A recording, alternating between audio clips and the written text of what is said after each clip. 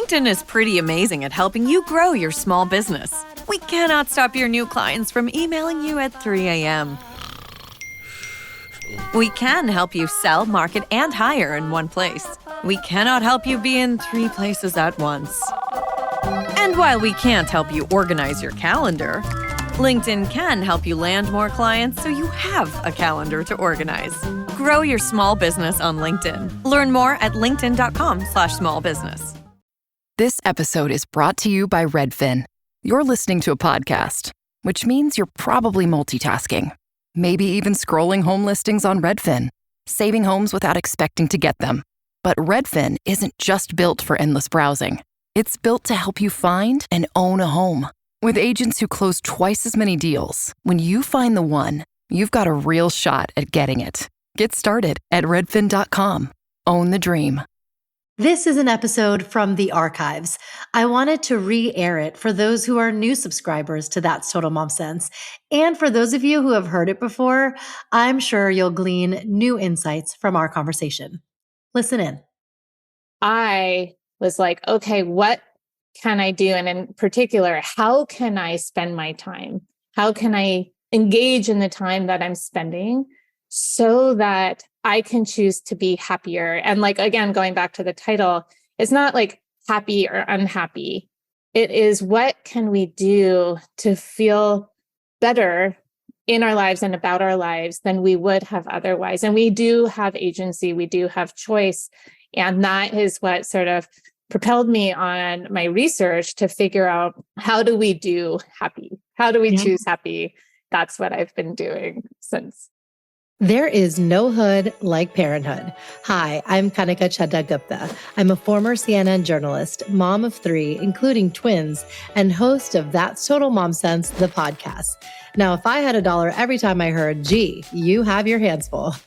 On my show, I interview change makers on their life lessons, legacy, and superpower of intuition, which I call our Mom Sense and Dad Sense. I've had the privilege of working with Mom 2.0, March of Dimes, and the White House, and have had some pretty amazing parents on my show. Hey, what's up? I'm Kelly Rowland. Hi, this is Chelsea Clinton. It's me, Bobby Brown. Can't wait to share my story. That's Total Mom Sense is a production of the Evergreen Podcast Network. Be sure to subscribe wherever you listen to podcasts and on YouTube so you never miss an episode. To join my tribe, visit that'stotalmomsense.com and follow me on Instagram at Kanika Chadda Gupta. Now let's dive into today's episode. When I was in my teens, I remember watching a biopic on famed Indian mathematician from the early 1900s, Ramanujan. He was often saying, there's so much to do, yet so little time. He'd work for 30 hours at a stretch and then sleep for 20. He discovered nearly 4,000 equations and formulas and died at the prime age of 32. Why do I bring him up? Because he wanted more time to achieve his goals in life, which gave him a sense of fulfillment and happiness, as many of us do. But consider this. Why are the happiest people on earth either babies and kids or the elderly enjoying their sunset years? It doesn't have to be that way. And my guest today, Professor Cassie Holmes, PhD, is extremely knowledgeable on the subject. She's going to enlighten us about her research backed by case studies and science on how to be truly happy, feel content with the time we have, and will even provide strategies that we can apply to lead a purposeful, meaningful life. Dr. Cassie Mogilner Holmes is a professor at UCLA's Anderson School of Management. Trained as a social psychologist, she earned her PhD at Stanford's Graduate School of Business and her BA at Columbia. An award-winning teacher and researcher on the role of time in cultivating happiness and satisfaction in life, Holmes's work has been widely published in lead academic journals and featured in outlets like NPR, The Economist, The Atlantic, The New York Times, The Wall Street Journal, and The Washington Post. Happier Hour is her first book. She lives in Los Angeles with her husband, Rob, and their children, Leo and Lita. And now on to our interview. Cassie, welcome to That's Total Mom Sense. Hi. Thank you. Thank you so much for having me. I'm excited to chat with you. Me too. Me too. I'd like to give a shout out to Sarah Harden, who made this happen. So, hi, Sarah. We love you. Okay, I wanted to open our discussion with Ramanujan because he was such a rare breed and a born genius. He never had any formal training in math, but went on to discover the most groundbreaking findings in the field. The one thing was that he was obsessed with not having enough time. And I think a lot of us can relate to that, especially those who are overachievers. How would you recommend we deal with those sentiments? It's an issue because it's so prevalent. So this feeling of having too much to do and too little time is what I refer to in my research as time poverty. And even if you haven't heard that term, I'm sure so many can relate to it. I mean, we conducted a national poll that showed that nearly half of Americans feel time poor. They feel like they don't have enough time to do what they set out to do. That's a lot. And yes, we find that moms tend to feel more time poor than dads, and working parents, particularly folks whose partner is also working, tend to feel particularly impoverished. But in our data, we find that all types of people, even those who are not working for pay, as well as those who don't have kids, sort of suffer from this hectic phase of life with too little time. The research shows that when we feel time poor, it makes us less healthy. So we are less likely to go to exercise. I mean, I'm sure so many can relate to, like, that's often an excuse, is like, why am I not exercising? Because I don't have time. It makes us delay going to the doctor. I can personally say that I injured my wrist in October, and I still haven't gone to the doctor because I feel like I don't have enough time. Oh, no. Yeah. It makes us less nice too. When we're in a hurry, we're less likely to slow down and help others out. It makes us less confident in being able to achieve what we set out to do. And it makes us less happy. And it's that I'm particularly concerned about, is the effect on our emotional well-being of these heightened feelings of stress and overwhelm and unhappiness and dissatisfaction and burnout that comes from feeling like we don't have enough hours in the day to get it all done. Time as it relates to our age. Why is it that kids and the elderly are the happiest? Kids, because they're not in a rush. They are in the present moment. They are just absorbing and experiencing and not sort of struggling with that burden of responsibility. As we get older, and among older folks, they experience greater happiness from ordinary experiences. And that really comes from recognizing that our time in life is limited, right? Actually, the pandemic has highlighted to all of us just how fragile life is. And when we recognize that our years are finite, what it does is it makes us feel that our time is so precious. And so we found in our research, we looked at the happiness that people experience from ordinary versus extraordinary experiences. Ordinary being those simple moments, like that moment shared with a loved one, at the breakfast table, or noticing the sunrise, or savoring that delicious cup of coffee or delectable, glass of wine. Versus the extraordinary experiences are, these like once in a lifetime vacations, the getting married, going to an incredible, like world famous restaurant. What we see is that extraordinary experiences make everyone sort of happy regardless of age. But it's really, as we get older, those ordinary experiences produce greater and greater happiness, such that among older people, because of that recognition that time is finite, our time in life is finite, that makes us savor more. But it doesn't require age to have that effect of delighting in and recognizing the joys that are right there in our everyday life. You're so right. And I think that's what's so profound about your book. on a personal note, my mom was recently diagnosed with dementia, and it's been really hard on my sister and I and our whole family. She is inherently happy, is just kind of basking in the joy of all the ordinary things. Like when we just are enjoying a cup of tea with her or holding her hand. It's so important to think like that. And the fact that you wrote this book, you're helping us do that and realize this universal truth earlier on in our life.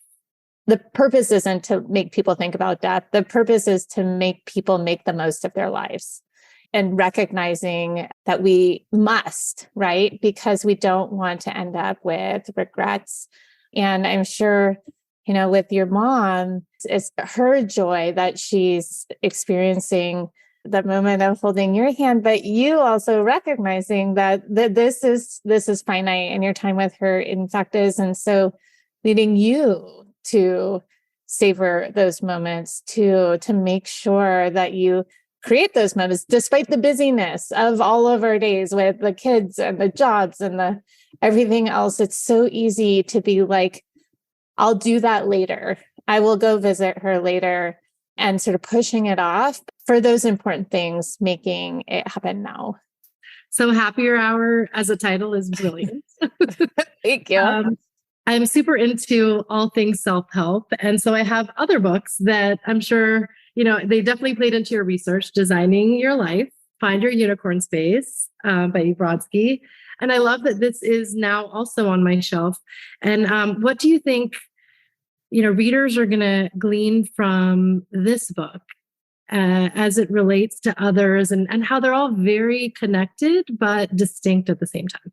We have agency in our happiness. And also I want to say that when I'm using the term happy, I'm not talking about a sort of fleeting, frivolous, selfish pursuit. What I'm talking about is experiencing more joy in our days, as well as satisfaction about our lives.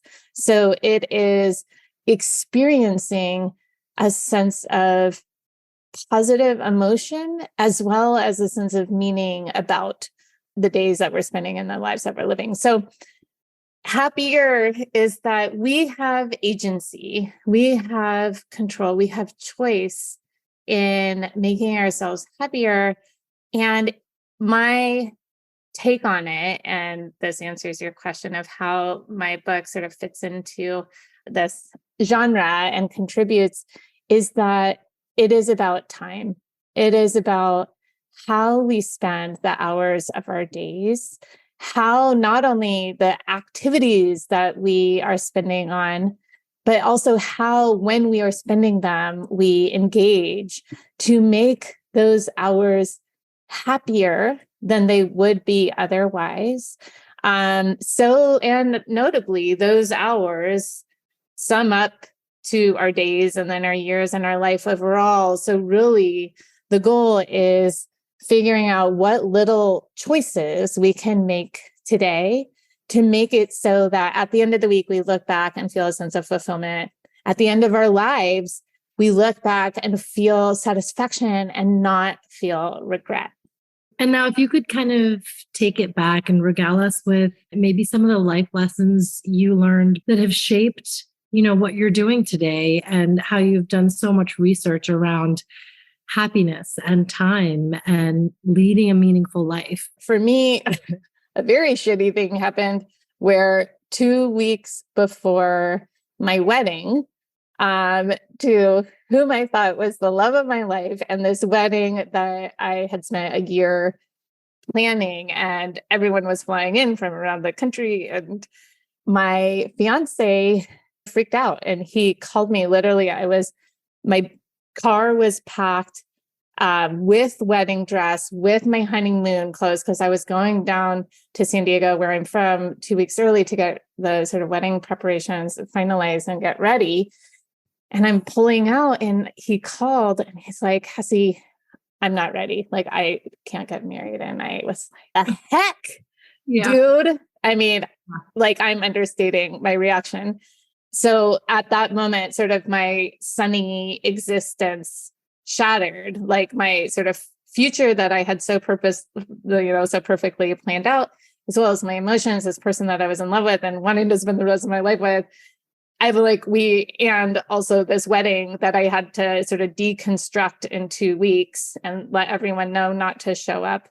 It was absolutely devastating. And I did get depressed for a while. And I was like, as someone who is naturally so happy, I was like, wow, I don't want people to have to experience this. And I don't want to experience it for any longer than I have to. And I was like, all right, what can I do to choose to be happier? What can I do to get through this? And looking at the research, which I'd already sort of started in this space of I was in a PhD program at Stanford's business school and starting to look at sort of satisfaction and choice satisfaction and thinking about it from a life perspective. So sort of happiness.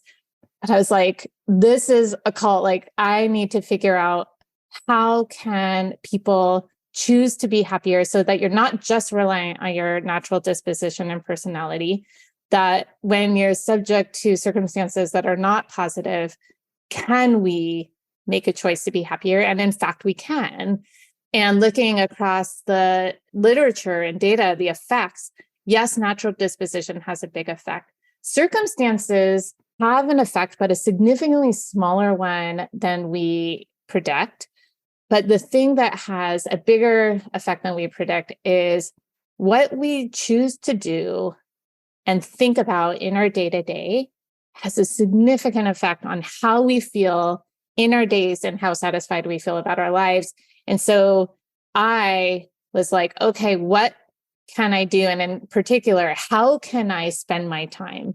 How can I engage in the time that I'm spending so that I can choose to be happier? And like, again, going back to the title, it's not like happy or unhappy.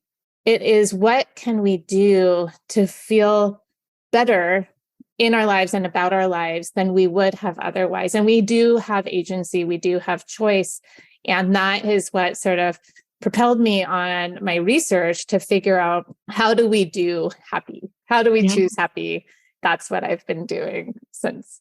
I want to find out how you discovered your life purpose, and if you can share that in a line or two, and how we can discover ours.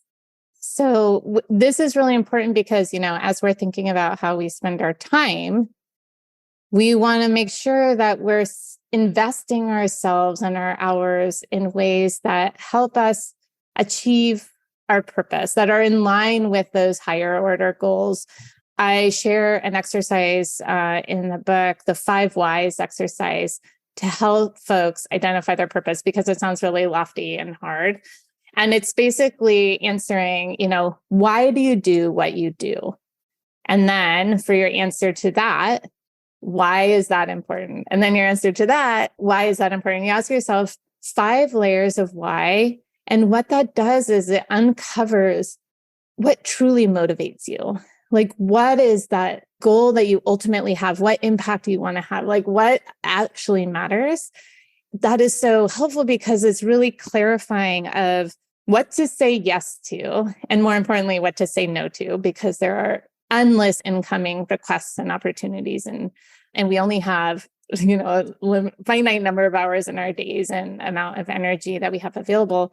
If you know why you're doing it, if you know the impact, the meaning that it has, that is driven by you. It's not some like general sense of like success. And so by understanding what drives you, you can use that as your metric of success. You can use that as your motivator. So when you see there's a discrepancy, that's what drives you. It's like, oh, I want to live into that and be that. And then when you're doing an activity that might not feel so fun, but you realize why you're doing it and that it is in line with your purpose, then it does feel more fun and worthwhile. Your course at UCLA is called The Science of Happiness and Life Design.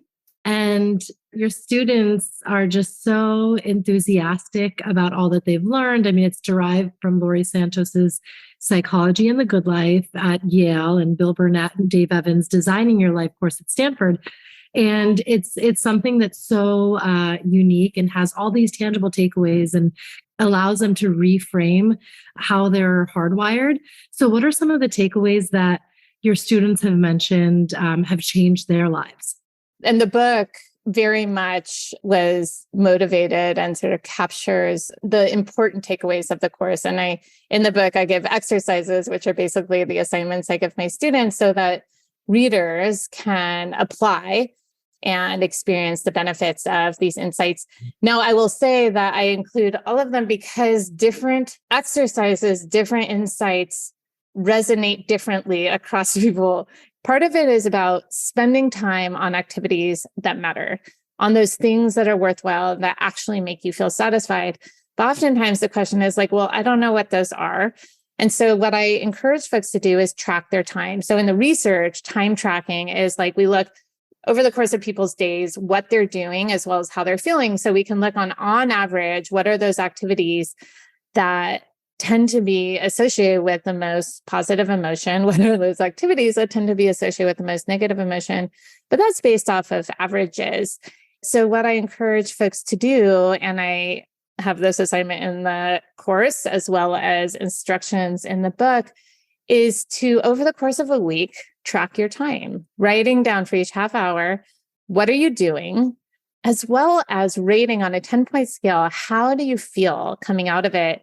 And while sort of tedious to do this, it's so powerful because at the end of the week, you have this really wonderful personalized data set. So you can look across your activities and be like, what are those that made me feel best? What were the most satisfying and fulfilling?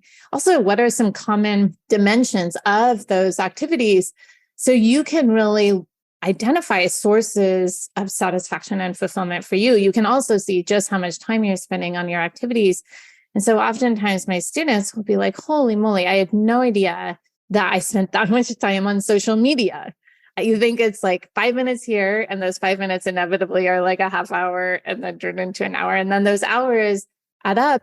But I think even more insightful or illuminating is not just how much time they're spending. And I didn't feel that great because they have their ratings right there. And they're like, I thought social media was like my sort of fun time. That's like me time. But when they see that their rating, like it actually makes them feel like a 4 on a 10-point scale. Meanwhile, they're so busy that they don't have, quote unquote, have time to spend like meeting up with a friend for dinner or to take the kids to get ice cream after school. Yeah. That actually in doing them, you're like, oh, these are my 9s and 10s. These are those fulfilling times. And so the time tracking exercise is really helpful to identify opportunities for reallocating your time towards the activities that are more fulfilling. I also wanted to touch on writing a eulogy letter. I really love this exercise. And I think a New York Times article I had come across years ago about how it's important to have a eulogy resume, because I think, in this culture, this capitalist culture that we're in, oftentimes we're chasing after this accolade, that achievement, that award, that promotion, whatever it may be. But at the end of our life, we're not thinking of those wins. You're thinking of, how much time did you spend with the people who mattered? And so I wrote mine out, and I'd love to share it with you. Yeah. And then also hear maybe some lines from yours. Kanika was a giver. She gave her time, her heart, and her whole self to those she loved. As an empath, she felt others' pain and joy so viscerally. She was a devoted mother to her 3 kids, wife, daughter, sister, and friend. She dedicated her life to being a purveyor of stories, whether she was interviewing public figures about their legacy or sharing pearls of wisdom from strangers she'd connect with on the subway. She knew the power of storytelling could break cycles and change lives. Like her mother, she learned to be selfless and follow her dharma. Like her aunt, she was a people person, always connecting others and trying to brighten their day with a kind note or gesture. Like her grandmother, she was meticulous and regimented, connected to the divine, inherently spiritual, and even a little superstitious. She always led with love. That's beautiful. And absolutely is inspiring. It's not only inspiring to us listening, but, with that clarity of what matters to you and the legacy that you want to leave. And it's really about how you want to show up to people today. It's a clear reflection of that for yourself. And that is so important. That's actually why I have my students do this assignment. It is writing your eulogy, sort of projecting forward to the end of your life, reflecting back, what life do you want to have lived? How do you want to be remembered? How do you want to sort of exist in other people's hearts and minds? And I will say that some of my students, and actually one student who's super conscientious came to me and she's like, I'm sorry, I can't do this assignment. I know that it's tied to a grade, but it just gives me great anxiety to think about my death. And I'm like, let's reframe it. Write about the life you want to live, because this is absolutely not about death. It is about life, and it's the life that you want to live. And with that, and we actually find in our research that when people take a broader perspective of time, thinking in terms of years and their life overall, as opposed to hour by hour, they report greater meaning in life, greater satisfaction, as well as greater happiness in their days. And I think that the reason for that, and we have some evidence to suggest, is that by taking this broader perspective, by having, the eulogy exercise is something that is very clarifying of this. It shows what matters to you, what is ultimately important. And so often in our days, we are reacting to and spending our time with respect to what seems urgent, as opposed to, or irrespective of its importance. But when you are very clear on what's important, then that will lead you to spend your hours today on those things and protect time for them. We talked earlier about your mom. It's like that relationship is important, and their kids. It's like understanding what are those ways of engaging with them that really sort of lead you to feel a sense of connection. And it's not all the times and all the activities. And actually, the time tracking exercise is really helpful to illuminate what are those times with your kids that actually are really fulfilling and satisfying, so that you can protect time for it. And when you're engaging in it, be totally present, not distracted, so that you're getting the sort of optimal happiness from those hours that are clarified by the life you want to lead. I'd love for you to share, the story about the professor. Yeah, I'm glad you asked, because this is a super helpful analogy to sort of carry in our minds. And it is about prioritization. And it's nicely shown in a short film that I share in the first day of my class. And in the film, a professor walks into his classroom, and on the desk at the front of the class, he puts a large clear jar. And then from a bag on the side, he has golf balls, and he pours the golf balls into the jar. So you reach the very top, and he asks the students, is the jar full? And the students nod their head because, yes, the jar looks full, but nope. From the bag, he pulls out pebbles, and he pours the pebbles into the jar, and they fill the spaces between the golf balls up to the very top. And he asks the students again, is the jar full? And the students nod because, yes, the jar looks full, but nope. From the bag, he pulls out sand, and he pours the sand into the jar, and it fills all those spaces between the golf balls, between the pebbles, up to the very top. And he asks the students again, is the jar full? And by this point, the students are laughing. They're like, yes, the jar is full. And then, but there's one more step. He pulls out 2 bottles of beer. He opens one, pours it into the jar. He opens the other. And then he sort of walks and perches himself at the front of the desk, and he takes a sip, and he explains, this jar represents the time of your life. The golf balls are all those things that really matter to you, your relationships with your family, like your friendships, the work you do that is in line with your purpose and your passions. The pebbles are the other things in your life that matter, like your job, your house. The sand is everything else. The sand is all of that stuff that fills your time without you even thinking about it. Maybe it is social media. Maybe it is binge watching TV. Maybe it is all those committees or requests that you said yes to just because it was easier to say yes than no, whatever it is. But what's really important to know is had he put the sand into the jar first, all of the golf balls would not have fit. If we let our time get filled, it absolutely will get filled, but not necessarily with the stuff that matters. And in fact, it won't even leave time for all of those golf balls. You won't have enough time for those things that really matter to you. So it's so important to identify what are your golf balls? What are those things that matter to you? And that gets clarified in like the eulogy exercise. It gets clarified in time tracking.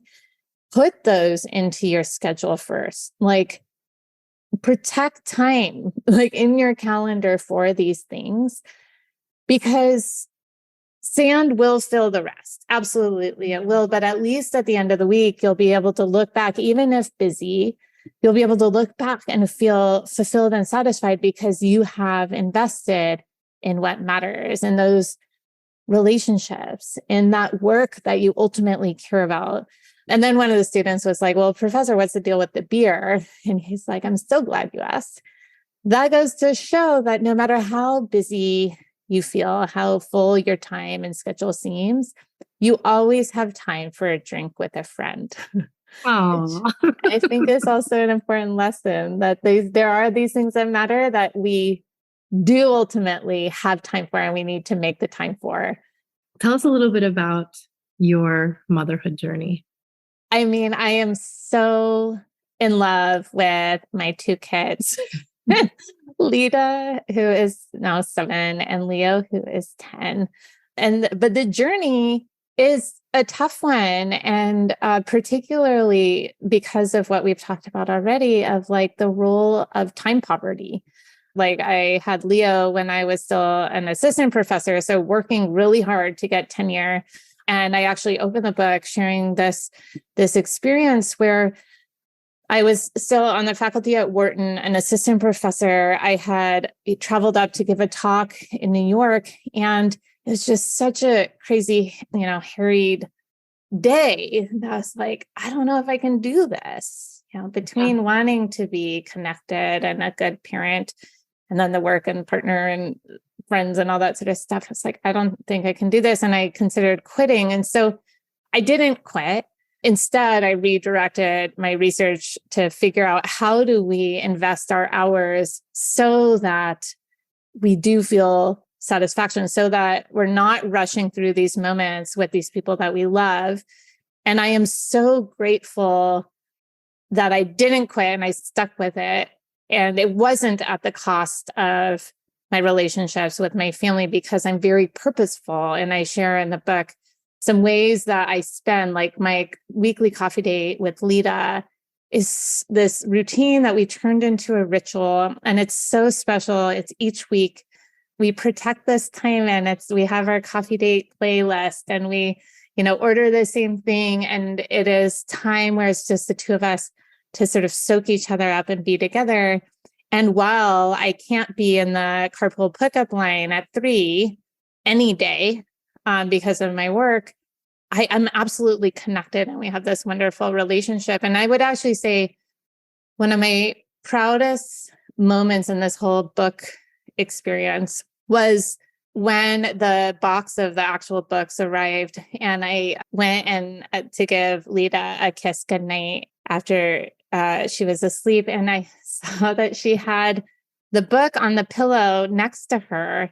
And what it made me so proud is that she's proud. So I stuck with the work. And so they are proud of the work that I do, but also it wasn't at the cost of our relationship.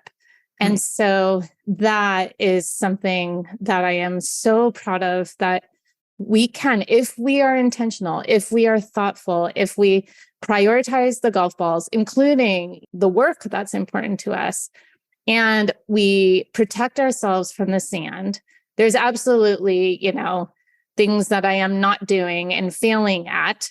Like my inbox is just a mess, and I will never get through it, and I won't respond to some people, and I feel badly about that. But otherwise, if I don't protect the time for, my coffee dates, the work that like will actually make progress on what my purpose, and with my husband, and Leo, all to say it's been a ride, but I live the research findings. I live what I am advising folks to do in the book. And I am absolutely satisfied and feel connected with my kids and my family. Tell us about a mom sense moment you had. And by that, I mean a time that you trusted your intuition when it came to being a parent. I think it is the intuition of having fun.